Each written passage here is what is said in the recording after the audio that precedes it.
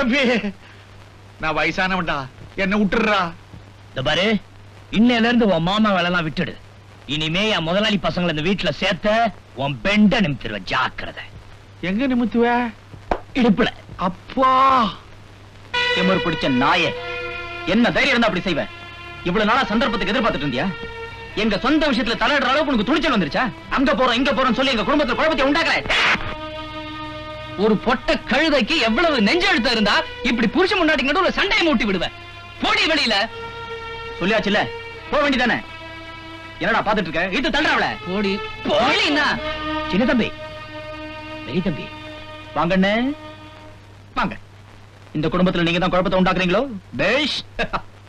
ஏண்டா, இத்தனை வருஷமா எங்க உப்ப தின்னு உன் உடம்ப வளர்த்துக்கிட்டு நீ நிம்மதியா இருந்துட்டு எங்க நிம்மதி கெடுக்க பாக்குறியா? நீதான்டா எல்லாத்துக்கும் காரணம்.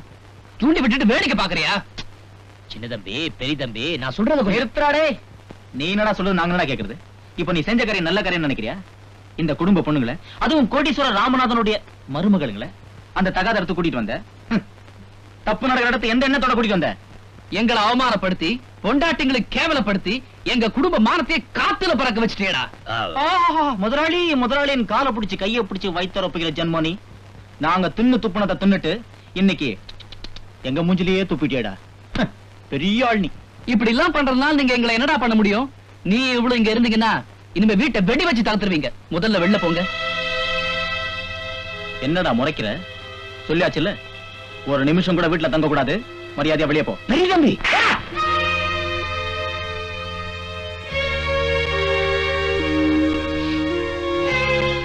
சின்ன தம்பி, பெரிய தம்பி, பேச வேண்டியதெல்லாம் பேசிட்டீங்கல்ல. இதெல்லாம் கேட்டு நான் ஏன் சும்மா இருந்தேன்? ஏன்னா விவரம் தெரிஞ்ச நாள்ல இருந்து இதெல்லாம் கேட்டு கேட்டு எனக்கு பழகி போயிடுச்சுப்பா. நீ என்ன அடிச்சிய, அது கூட எனக்கு வலிக்கல. புதுசா நெருப்பள்ளி கொட்டுற மாதிரி வெளியே போடான்னு வார்த்தையால அடிச்சியே, என் இதய வலிக்குதுப்பா. என் இதய வலிக்குது. உங்க எச்சில சாப்பிட்டது உண்மைதான்ப்பா. நான் சாப்பிட்ட எச்சில் அப்பப்போ ஜீரணமாயிடுச்சு. ஆனா அந்த ருசி மட்டும் எப்பவுமே என் உடம்புல இருக்கும். நான் இந்த வீட்டை விட்டு போக முடியாது. நான் இங்க இருக்கிறது உங்களுக்காகவோ எனக்காகவோ இல்லை, என் முதலாளிக்காக நான் இங்க இருக்கேன். இந்த உடம்புல ஓடுற ரத்தம் அவர் போட்ட பிச்சை. நான் சாப்பிட்ட ஒவ்வொரு அரிசி என் நாக்குல முதலாளி முதலாளின்னு எழுதிட்டு தான் உள்ளார போயிருக்கு. நான் இங்க எது போக மாட்டேன். நீ வேணா அடிங்க உதைங்க, அவ்வளவுதான். பரவாயில்லையே, முதலாளி மேல நிறைய பாசம் வச்சிருக்கியே. Very good. இந்த மாதிரி தத்துவத்தை எல்லாம் கேட்டு ஏமாறத்துக்கு எங்க அப்பா மாதிரி இழிச்சவன் நான் கிடையாது. மரியாதையா வெளியே போ. மாட்டேன். போடா. மாட்டேன். போடா. போடா வெளியில. போடா. போடானா? போடா வெளியா. மாட்டேன். போடானா? மாட்டேன். போக முடியா இல்லையா? முடியாது. ஏய், முடியாதா? போடா வெளியில. சின்னதம்பி, தம்பியாவது தங்கச்சியாவது போடா வெளியே. நிறுத்துங்கடா. உங்களுக்கு என்னடா வேணும்? அவன் இந்த வீட்டை விட்டு வேணும், அவ்வளவுதானே? ஆமா, அவன் போயிடுவான்.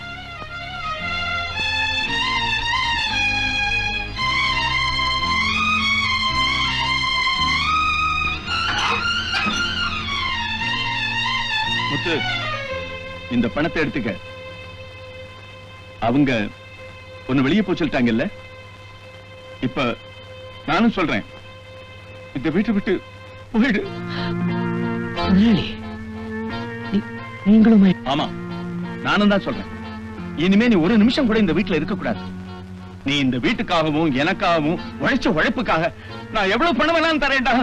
நீ போயிடு.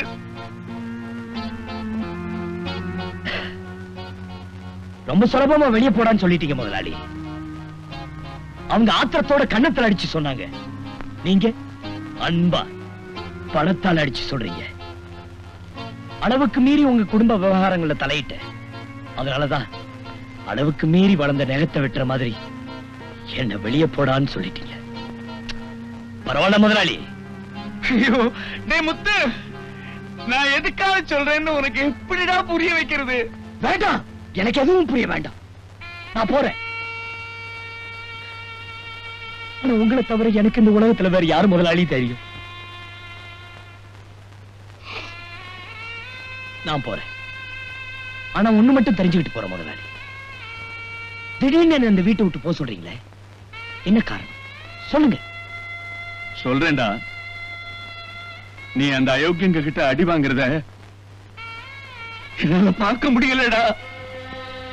அப்படிங்களா? அப்படின்னா நான் அந்த வீட்டை விட்டு நிச்சயமா போக முடியாது. நான் இந்த வீட்டுல இருக்கிறது உங்களுக்கு இடைஞ்சலா பாரமா இருந்தா சொல்லுங்க, இல்ல நான் ஏதோ தப்பு பண்ணினா சொல்லுங்க, இந்த நிமிஷமே இந்த வீட்டை விட்டு போயில. ஆனா அவங்க அடிச்சதுதான் காரணம்னு சொல்றீங்களே, என்ன முதலாளி இந்த விஷயத்தை நேத்து இன்னைக்கா பாக்குறீங்க? நான் சின்ன வயசுல இருந்து இப்படிதான முதலாளி வளர்ந்துட்டேன். அப்பெல்லாம் இல்லாத வேதனை இப்ப என்ன முதலாளி திடீர்னு பொத்துக்கிட்டு வருது? முத்து, அப்பெல்லாம் நான் இந்த வீட்டுல வேலைக்காரனா தாண்டா இருந்தேன்.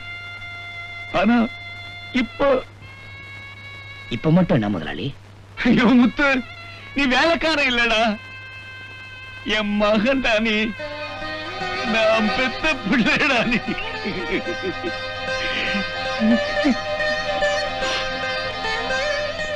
முதலாளி, நான் உங்க மகன் உங்களுக்கு இப்பதான் தெரியும். ஆனா நீங்க என் அப்பான்னு எனக்கு 8ல இருந்தே தெரியும். முத்து, என்னடா சொல்ற நீ? முதலாளி, நான் தான் உங்க பிள்ளைங்கிற உண்மையை உங்களால கொஞ்ச நாள் கூட தாங்க முடியலையே. ஆனா நீங்க என் அப்பான்னு தெரிஞ்சும் 8 வயசுல இருந்தே யாருக்கிட்டையும் சொல்லாம மனசுலயே வச்சிருக்கேன். முத்து, ஆமா முதலாளி, சின்ன வயசுல அம்மா என்ன இந்த வீட்டுக்கு வேலைக்கு கூட்டிட்டு வந்தப்போ, முத்து, அதோ அவர்தான் உங்க அப்பா. மாமா, அப்பா கிட்ட போய் பார்க்கலாம். கிட்ட போய் பாக்குறது என்னடா, நீ எப்பவுமே அவர் கிட்டதான் இருப்ப. அவர் உன்னை பாத்துக்கிறாரோ இல்லையோ, நீ அவரை எப்பவும் ஜாக்கிரதையா பாத்துக்கணும். அவரா உன்னை பிள்ளைன்னு தெரிஞ்சுக்கிற வரைக்கும் நீயா உன்னை பத்தி எதுவுமே சொல்லக்கூடாது. அப்பான்னு கூப்பிடவே கூடாதம்மா. நீ அவரை அப்பான்னு கூப்பிடுறது உனக்கு சந்தோஷமா இருக்கலாம், அவருக்கும் சந்தோஷமா இருக்கலாம். ஆனா அவர் வாழ்க்கை சந்தோஷமா இருக்காது. நான் சொல்றதை கேளுப்பா. அம்மா உனக்கு நல்லதுதானே சொல்லும். அம்மா மேல ஆணை. நீ இந்த வீட்லயே வேலை செஞ்சு இந்த வீட்லயே இருக்கணும். நானா உன்னை கூப்பிடுற வரைக்கும் நீயா வரக்கூடாது. இனிமே உனக்கு அவர்தான் கடவுள், அப்பா, முதலாளி எல்லாம். நம்ம 2 பேருக்கு நடுவுல இப்படி ஒரு திரை விழுந்து இத்தனை வருஷமா உறவு சொல்லி பழக முடியாம பண்ணிடுச்சு முதலாளி. அந்த திரைய போட்டதும் அம்மாதான், அத விலைக்கு உங்களுக்கு உண்மையை சொன்னதும் அம்மாதான் முதலாளி. ஏய், அம்மா அம்மான்னு வாய்னே சொல்றியே, என்ன அப்பான்னு கூப்பிடக்கூடாதா? முதலாளி, என்னால உங்களை அப்பான்னு கூப்பிட முடியாது. எனக்கு விவரம் தெரிஞ்ச நாள்ல இருந்தே என் நாக்கு அப்படி புரண்டதில்லை. அம்மாவுக்கு அடுத்தபடியா எனக்கு தெரிஞ்சது எல்லாமே முதலாளி தான். அப்பா, முதலாளி, இவங்க 2 பேர்ல யார் வேணும்னு கேட்டா நான் முதலாளி தான் வேணும்னு சொல்லுவேன். சின்ன வயசுல இருந்தே அப்பா பாசத்தை அனுபவிக்காத பாவி ஆயிட்டேன். அப்ப இருந்தே எனக்கு முதலாளி மட்டும்தான் தெரியும். என் நாக்கு மட்டும் இல்ல, என் நாடி நரம்பு எல்லாமே முதலாளி முதலாளி தான் எப்பவுமே துடிச்சிட்டு இருக்கும். ஏன்னா அது எனக்கு பழகி போச்சு. மூத்த மகனா இருந்து செய்ய வேண்டிய கடமையை ஒரு வேலைக்காரனா இருந்து நான் செய்யறேன். இந்த பாருங்க, இனிமே இந்த வீட்டுல எது நடந்தாலும் நீங்க தலையிடக்கூடாது. தம்பிகளை திருத்த வேண்டிய பொறுப்பை ஒரு அண்ணங்கிற உரிமையோட நான் ஏத்துக்கிறேன், திருத்தியும் காட்டுறேன். முதலாளி, இன்னொரு விஷயம், நல்ல சந்தர்ப்பம் வர வரைக்கும் நான் உங்க மகன் யாருக்கும் தெரிய வேண்டாம். முத்து, பணத்தை எடுத்து உள்ள வைங்க முதலாளி. திடீர்னு உங்க அப்பா மண்டைய போட்டுட்டா சட்டப்படி சொத்தெல்லாம் உங்களதான் வந்து சேரும். ஆனா மனம் மாறி உயிரோட இருக்கிறப்போ திடீர்னு வேலைக்கார பையன் மேல உயிர் எழுதி வச்சுட்டா, அப்படி எழுத விட்டுருவோமா? சரி.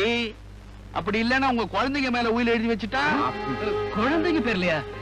அதை விட that's all right. கடைசியா சொல்றேன், உங்க அப்பா உயிரை எழுதி வச்சுட்டு உயிரை விடுறது உங்களுக்கு நல்லதா, உயிரை எழுதாமலேயே உயிரை விடுறது உங்களுக்கு நல்லதா? அந்த முடிவை நீங்களே எடுத்துக்குங்க. ஃபாதர், டாக்டர் வந்துட்டு போனாராமே, திடீர்னு உங்களுக்கு என்னாச்சு? ஐயோ, விசு எவ்வளவு மருந்து கொடுத்துட்டு போயிருக்காரு பாரு. ஐயோ, அப்போ டாடிக்கு ரொம்ப சீரியஸ் தான். ஆமாண்டா அப்பா, எனக்கு ரொம்ப பயமா இருக்குப்பா. விசு, சீக்கிரம் போன் பண்றா. யாருக்கு? டாக்டருக்கா இல்ல வக்கீலுக்குடா? சரி.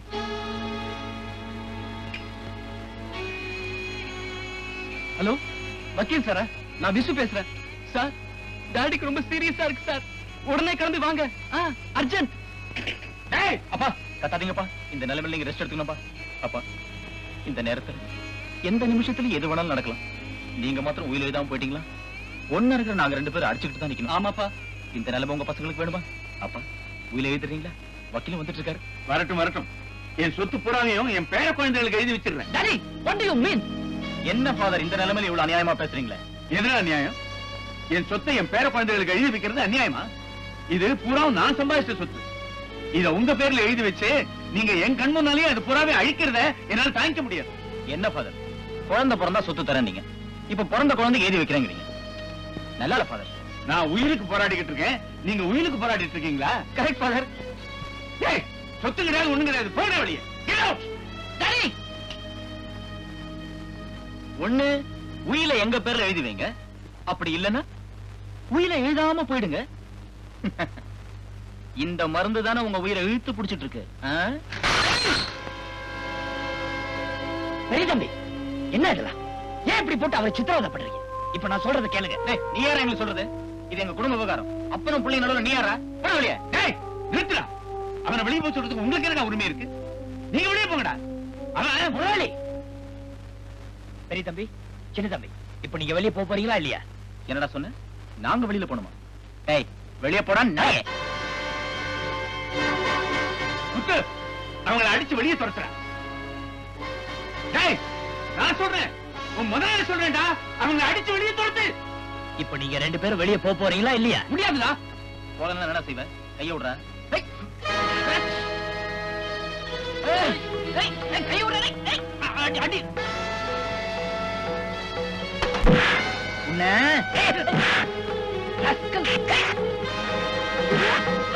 அட பாவி, அவன் கைய ஒடிக்க. என்ன தைரியம் இருந்தா என் புருஷனை கை நீட்டி அடிப்ப? கையேந்தி சம்பளம் வாங்குற கழுதனி இப்ப கை நீட்டி அடிக்கிற அளவுக்கு வந்துட்டியா? அத்தை, போலீஸ்க்கு போன் பண்ணுங்க. வேஷா பண்ணுங்க. ஏன் நானே பண்றேன்.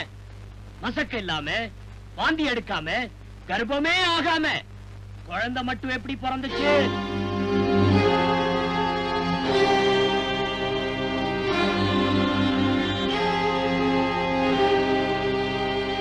இந்த மர்மத்தை போலீஸ் வந்ததும் நீங்க சொல்றீங்களா இல்ல நான் சொல்லட்டுமா? என்ன அத்தையம்மா, உங்க போலி குழந்தை ஐடியா ரொம்ப டாப். போலி குழந்தையா? அடடே, அப்படியா சேதி? போலி குழந்தைய கொண்டு வந்து உண்மை குழந்தை கூத்தடிச்சாங்களாக்கும். அட்டேங்க அப்பா, இதுக்கே இந்த ஆர்ப்பாட்டம்னா நம்மள மாதிரி ஒரிஜினலா குழந்தை பெற்றிருந்தா இந்த வீட்டையே ஏலம் போட்டு வித்திருப்பாங்க. இல்ல உஷா கண்ணு? நீங்க மட்டும் என்ன 10 மாசம் சுமந்து பெத்துட்டீங்களோ?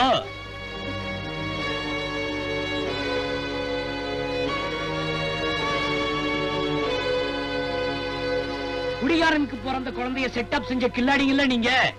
இந்த வீட்டை நீங்களும் தான் ஏப்போட பாத்தீங்க. ஓஹோ, அவங்களும் நம்ம கேஸ் தானா? அப்ப சரி, ஓகே ஓகே. நீங்க எல்லாரும் பண்ண ஒவ்வொரு கோல்மாலுக்கு எனக்கு சாட்சிங்க இருக்கு. நான் நினைச்சா நெல்லிக்காய் மூட்டை அவுத்து விட்ட மாதிரி எல்லாம் ஓடி வரும். இதெல்லாம் முதலாளிக்கு தெரிஞ்சா என்ன நடக்கும் தெரியுமா? இன்னையில இருந்து அப்பாவுக்கு ஏத்த பிள்ளைங்களா, மாமனாருக்கு ஏத்த மருமகளுங்களா ஒழுங்கா நடந்துக்கணும். போங்க எல்லாரும். போங்க.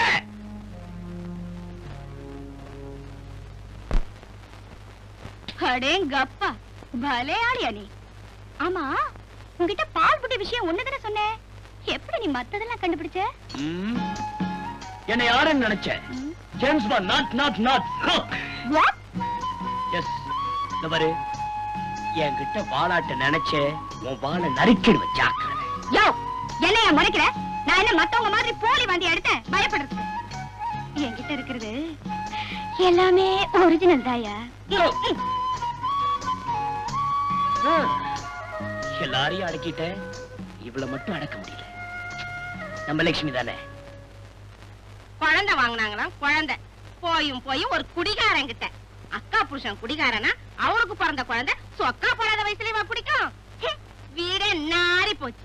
என்னம்மா ஒரே அடியா சிலுத்துக்கிற? நாங்களாவது சொந்தத்துல ரத்த சம்பந்தத்துல ஊரு பேர் தெரிஞ்ச குழந்தைய வாங்கணும். நீங்க எவ பெத்தது எவனுக்கு பிறந்ததுன்னு கூட தெரியாம ராவோட ராவா ராத்திரி சந்தையில வாங்கின குழந்தை மாதிரி வாங்கிட்டு வந்தீங்க. அது கத்துன்னு கத்தி உங்களை மாட்டி விட்டு எங்களையும் காட்டி கொடுத்துருக்கு. அடேடா, கொஞ்சம் சும்மா இருங்களேன். வந்ததெல்லாம் உங்க 2 பேராலதான். ஐடியா கொடுத்தீங்களா? ஐடியா உங்க பேச்சு கேட்காம இருந்திருந்தா அந்த வேலைக்காரங்கிட்ட நாங்க பேச்சு வாங்காம இருந்திருப்போம். நல்லா சொன்ன. இவங்க 2 பேராலதான் நம்ம பேச்சுக்கே இந்த வீட்ல மதிப்பு இல்லாம போச்சு. ஐயோ என்னங்கடி தோசையை திருப்பி போடுற மாதிரி பிளேட்டை சடக்குன்னு திருப்பி போட்டுட்டீங்க. நாங்க 2 பேரும் தான் உங்களுக்கு சொல்லி கொடுத்தோம். நீங்க 2 பேரும் ஒண்ணும் தெரியாத பாப்பாளுங்க. அதானே நீங்க 2 பேரும் ஒன்னா சேர்ந்துகிட்டு எங்களை மாட்டி விட பாக்குறீங்களா? சரி போதும் நிறுத்துங்க. யார் யாரு என்னன்னு இப்ப பேசி என்ன பிரயோஜனம்? நீ யாரு நான் யாருன்னு இப்ப எல்லாருக்கும் நல்லாவே தெரிஞ்சு போச்சு. யாராரு என்னன்னு தான் சொல்றேன்டா கண்ணா, நான் யாரு நரியாரு புரியாதோ சொன்னா.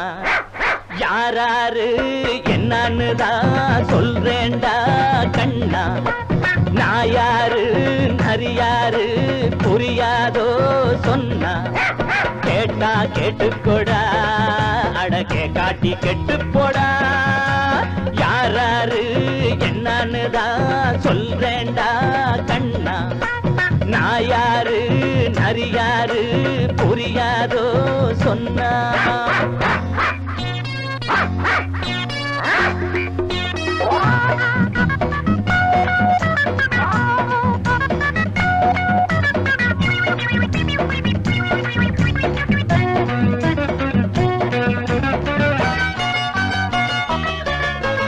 நாய போல காவலுக்கு நான் இருப்பேன், நரிய போல திருடம் வந்தா குரல் கொடுப்பேன். ஆஞ்சநேய சாமிய போல் நான் இருப்பேன், ராம் ராம் ராம் ராம் ஆபத்துல ராமனுக்கு கை கொடுப்பேன். ராம் ராம் ராம் ராம் தாய்குலத்தின் நல்ல பேர்களுக்க வந்த பேய்குலத்தை பார்த்து விட்டா தீய வைப்பேன்.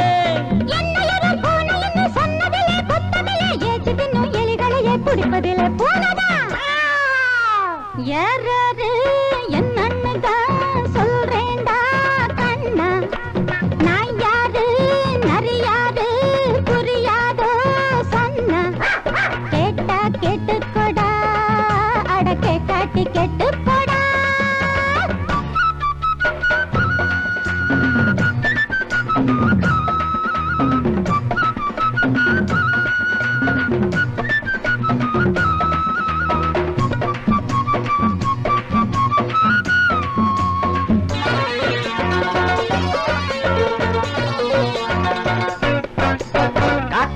என்ன சொன்ன மண்டுகளா,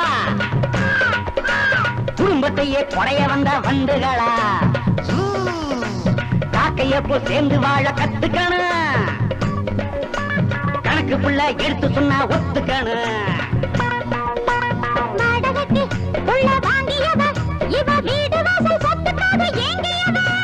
தாடகையின் தங்கை இவ சுற்பரக தோழி இவ போக்கிரியா பொன்னிருந்தா மூக்கறுத்து போடுவேன். யாராரு என்னன்னு தான் சொல்றேன்டா கண்ணா, நான் யாரு நரியாரு புரியாதோ சொன்னா.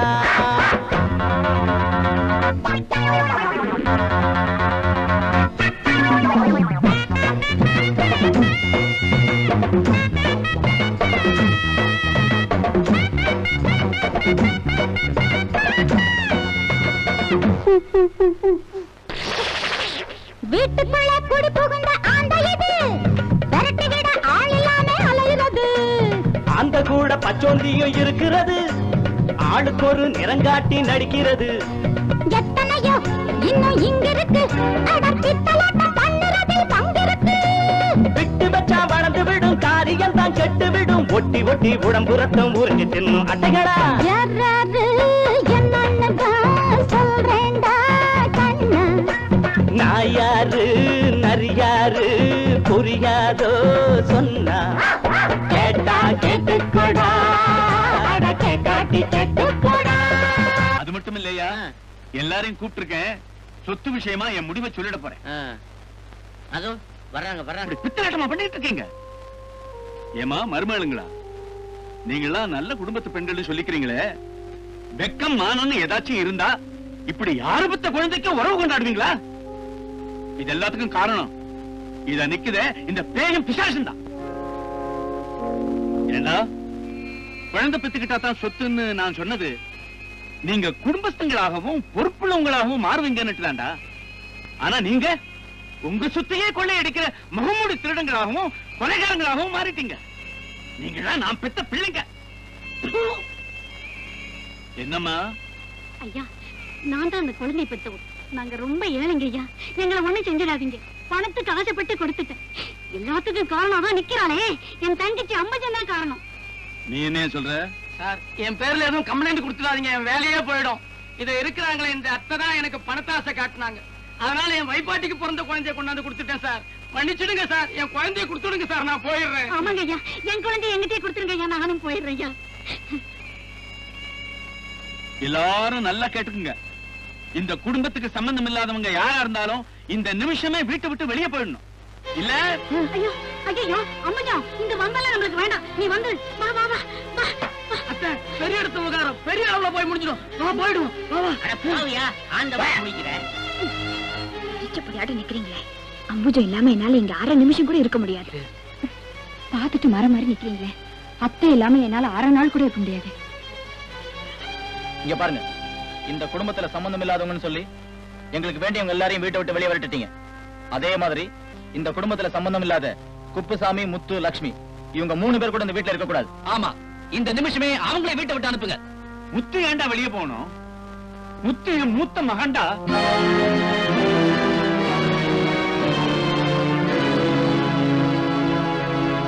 நான் பெத்த பிள்ளைடா. என்னடா திடீர்னு சொல்றானேன்னு முழிக்கிறீங்களா? கால கொடுமையில எனக்கே இவ்வளவு நாள் இது தெரியாம தான் இருந்துச்சு. சூழ்நிலை எனக்கு அவன் யாருன்னு சொல்லி கொடுத்துச்சு. இத உங்களுக்கு சொல்றதுக்கு நேரம் வரட்டுமே காத்துட்டு இருந்தேன். ஆனா இப்ப சொல்லியே தீரணுங்கிற நிர்பந்தம் ஏற்பட்டு போச்சு. அதோட சொத்து சம்பந்தமாவும் என் முடிவை சொல்லிடுறேன். என் சொத்து பூராவையும் நான் முத்துவுக்கு தான் எழுதி வைக்க போறேன்.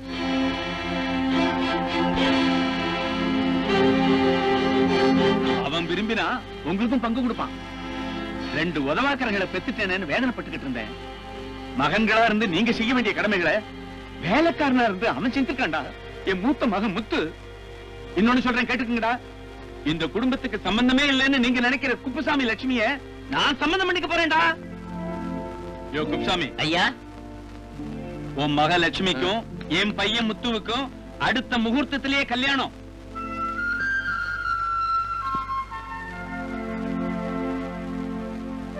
என்னையா சொல்ற? என்ன முதலாளி, 25 வருஷமா நான் எதிர்த்து பேசுறது உண்டா? உங்க இஷ்டம். உடனே எல்லா ஏற்பாடுகளையும் பண்ணையா. சரி.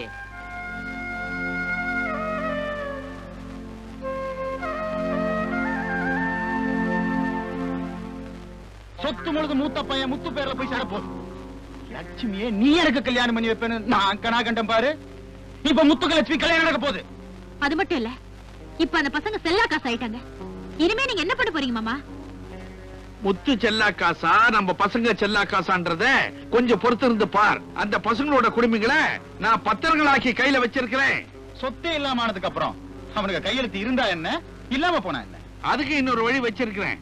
அவனுங்களுடைய ஷோக்கான 2 பொண்டாட்டிகளை துபாய் ஷேக்குக்கு வித்தன்னா 1க்கு 2 மடங்கா சம்பாதிப்பேன். பாஸ், சின்ன பேங்க் பெரிய பேங்க் பொண்டாட்டிங்களோட கம்மி. நீங்க போய் இந்த ரூம்ல ஒளிஞ்சுக்குங்க. குரல் கொடுத்தா வாங்க. ஓ குயிக் குயிக். ஜக்கு உஷாரா நடந்துக்கோ. நான் சொன்னபடி நடந்துக்கோ. ஆமா, என்ன என்ன நடந்து தெரியுமா? கிணறு விட்ட பூதம் கிளம்புன மாதிரி எல்லாம் நமக்கு எதிராக நடந்து போச்சு. இனிமே அந்த வீட்டுல தங்க முடியாதுன்னு தான் நாங்க எல்லாருமே உங்களை நம்பி வந்திருக்கோம். அதனால நீங்க தான் எங்களுக்கு ஒரு வழி காட்டணும். புதுசா வாசகால் செஞ்சு அதுல மாயிலைய சொருகி உங்களை உள்ள விடுறேன். போங்கடா போக்கத்த பசங்களா. ரொம்ப சாமர்த்தியசாலிங்கன்னு நினைச்சு 2 திமிரு பிடிச்ச பொண்டாட்டிகளுடைய பேச்சை கேட்டு போலி குழந்தைகளை செட்டப் பண்ணீங்களே. என்னடா, நம்ம தான் கர்ப்பத்தட மாத்திரை கொடுத்தோமே, எப்படி குழந்தை பிறந்ததுன்னு அப்பவே சந்தேகப்பட்டு. உங்களால ஒண்ணுமே முடியாது. ஆனா உங்களை வச்சு எல்லாமே என்னால சாதிக்க முடியும். சேட்டுனுடைய கடனை நீங்க தீர்த்தே தீரணும். அதுக்கு கடைசி ஆயுதம் உங்க 2 பொண்டாட்டிங்க தான். என்னது? இவங்க 2 பேரையும் துபாய்க்கு பிளைட்ல ஏத்தி லட்சக்கணக்கான பணங்களை வாங்கி பாதி கடன் அடைக்க போறேன். மாமா, மீதி கடனை எப்படி தீக்கிறதுன்னு கேக்குறியா? உங்களை உதைக்கிற உதையில உங்க அப்பா வந்து தீர்த்துருவான்டா. அப்படி நீ செய்யறது அநியாயம், பச்சை துரோகம். ஐ ஃபில்டர் குடி. விடுங்க. என்னம்மா படிதாண்டா பத்தினீங்களா?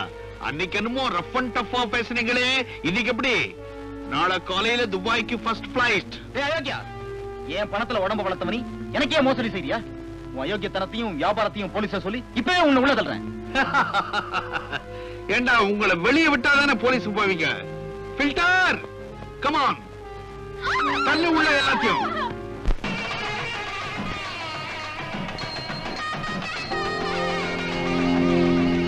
முத்து முத்து, என்ன இப்படி இருக்க? கல்யாண பையனா லட்சணமா இல்லாம உனக்கா பட்டு வேட்டி சட்டை எல்லாம் எடுத்து வச்சிருக்கு. கட்டிட்டு வந்து மணவரில் உட்காரு, நேரமாயிட்டு இருக்கு. முதலாளி, பெரிய தம்பி சின்ன தம்பி வந்துட்டோம். அவங்களுக்காக முகூர்த்த நேரம் காத்துட்டு இருக்காது. நீ போ சொல்றேன், நேரமா ஆகுது. குப்சாமி குப்சாமி முதலாளி, நான் என்ன பண்ணுவேன் முதலாளி? என்ன சொல்ற நீ? என் மகளை காணும் முதலாளி. என்னைய வளர்ற நீ? அலங்காரம் பண்ணிட்டு வர சொன்னமே, ஆ. அந்த கல்யாண பொண்ணை காணும் முதலாளி. பொண்ணு எங்கன்னு தேடி பாருங்கய்யா. ஹலோ, பொண்ணு ரெடி, மாப்பிள்ளை ரெடி, ஐயர் ரெடி, தாலி கட்ட வேண்டியதுதான். யார் பேசுறது? மிஸ்டர் ராமநாதன், நான் தான் உங்க மாஜி பிஏ கோபால் பேசுறேன். லட்சுமிக்கு தான் இருக்குதா? லட்சுமிக்கும் ஜக்குவுக்கும் கல்யாணம் நடக்க போகுது. காட்டூர் மரக்கோயில்ல நடக்க போகுது. ஆசீர்வாதம் பண்றதுக்கு அங்க நீங்க வரணுமே. ஏய் கோபால், எங்க இருந்து பேசுற? என்னடா சொல்ற நீ? இன்னும் முழுசா சொல்லலையே. கல்யாணத்துக்கு முன்னாலேயே உங்க 2 பிள்ளைங்களும் மருமகளும் வந்தாச்சு. அவங்க கை கால் எல்லாம் கட்டி போட்டு ஒரு ரூம்ல அடைச்சு வச்சிருக்கிறேன். நீங்க தான் பாக்கி. நீங்க வரும்போது வெறும் கையை வீசிட்டு வராதீங்க. மொய் எழுதுறதுக்கு ஒரு 15 லட்சம் ரூபாயை கொண்டு வாங்க. That's all. ஏய் கோபால், ஹே, டேக் இட் ஈஸி. கோபப்படாதீங்க, சொல்றதை கேளுங்க. நீங்க வர்றப்போ அந்த பிச்சைக்கார பையன் முத்துவியோ போலீஸையோ கூட கூட்டிட்டு வந்தா உங்க 2 பிள்ளைங்களும் அவுட், 2 மருமகளும் அவுட் ஆஃப் இந்தியா.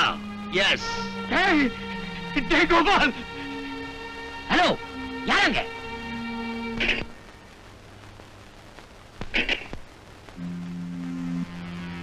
சுவாமி, கல்யாணத்தினுடைய மொத்த மந்திரமும் தேவையில்லை.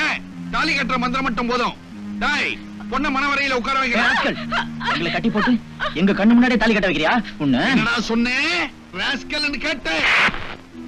நன்றி கெட்டவனே, எங்களை ஏமாத்தி பணம் பறிச்சு வாழ்க்கையை நடத்திட்டு எங்களையே கட்டி போட்டு அடிக்கிறியா? ஏய், பொடி பையா, உங்களை சித்திரவதை செய்ய செய்ய எனக்கு சில்லறையோ சேர்ந்துகிட்டு இருக்கும்.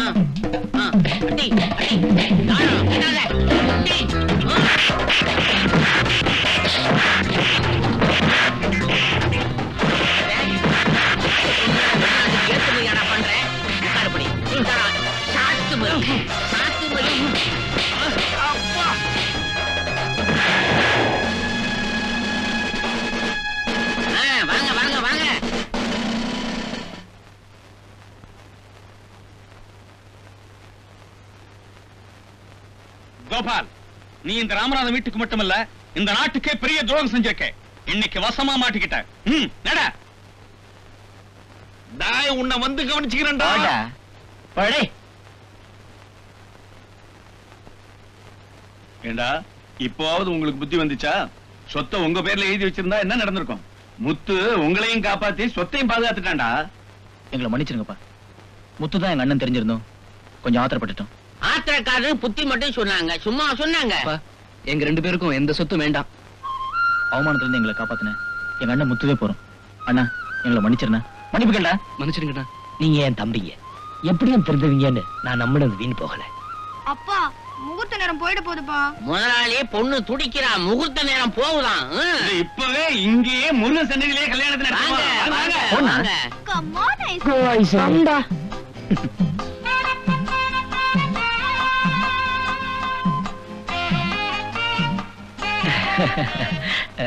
ஏன் வைக்கப்படுற?